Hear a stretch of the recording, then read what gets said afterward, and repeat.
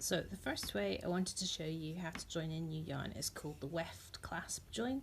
So this works well if you're making something, a kind of scrap project, like the SOS cowl that I was wearing earlier, and you don't need to, you can colour change anywhere across your row, so you're not maybe colour changing at the beginning of the row.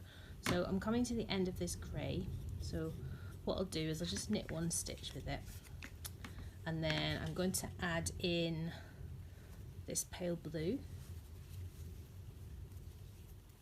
And what I do is I kind of cross them over and then I loop them around each other like this,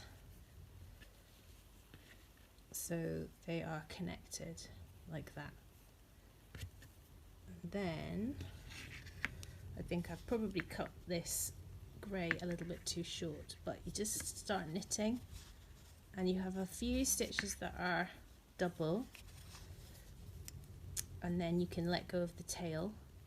Now, because my grey was so short there, I didn't have much of a transition between the colours, but there you can kind of see. You might have a few stitches in the old colour before you get to the new colour, and then once you've done a few stitches with it doubled, you can just drop the tail and keep knitting along. So that one's called the weft clasp join. As I say, that one is good for if you're colour changing and it doesn't matter where the colour change is happening, and also it doesn't matter if you've got these double stitches. You know, the sort of extra bulk isn't going to matter, so you might not want to do that perhaps on the front of a jumper or something, but it would be fine if you're making like a scrappy cowl or a pair of socks or something. So I'm going to cut this blue and I will grab the orange, and I'll show you another way of doing something kind of similar.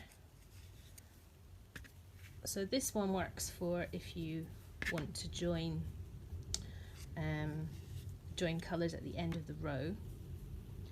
Again, this one creates a bit of bulk, so you might want to think about what sort of projects you use this in.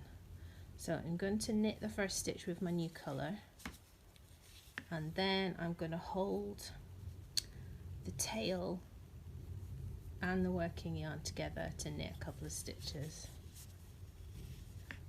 You can also, depending on what kind of project you're making, you can also hold in the tail from the colour that you've just finished.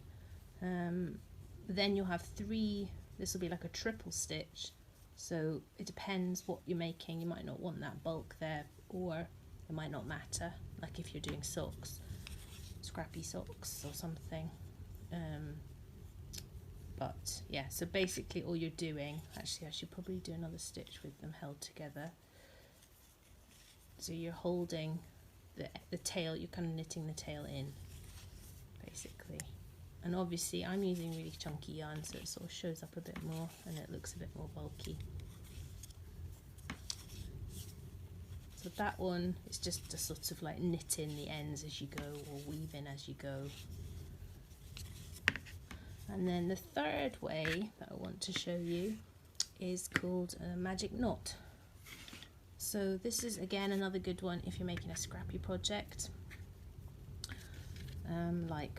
I have a few scrappy sort of mini skein projects where you don't want to, you can change colour anywhere in your row, it doesn't matter, and that means you're using up all the yarn, which is really good.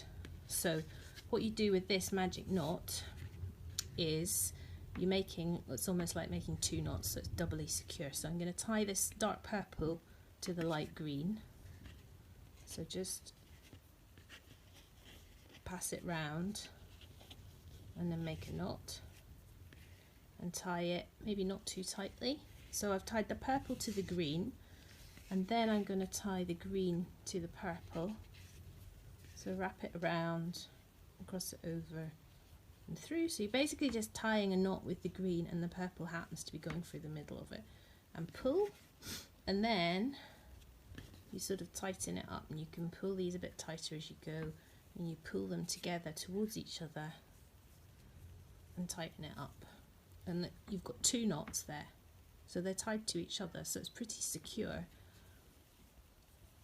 And then what you can do is you can use this. I've seen people make what's called a magic ball or a magic cake, and they just use it to tie together loads and loads of scraps, and then they knit something with it, like socks or a shawl. And you could either, when you get to the knots, you could undo them if you didn't like having knots in your work, or you could just leave them. And maybe you would want to weave in the ends a tiny bit, or you might not be bothered. You might just want to snip them a little bit shorter than how I've left them there. But you just wind a big ball, and then you can knit something without having to weave in any ends. So I hope you found that useful. As I mentioned before, my SOS cowl pattern is one of these patterns where you can use that kind of thing.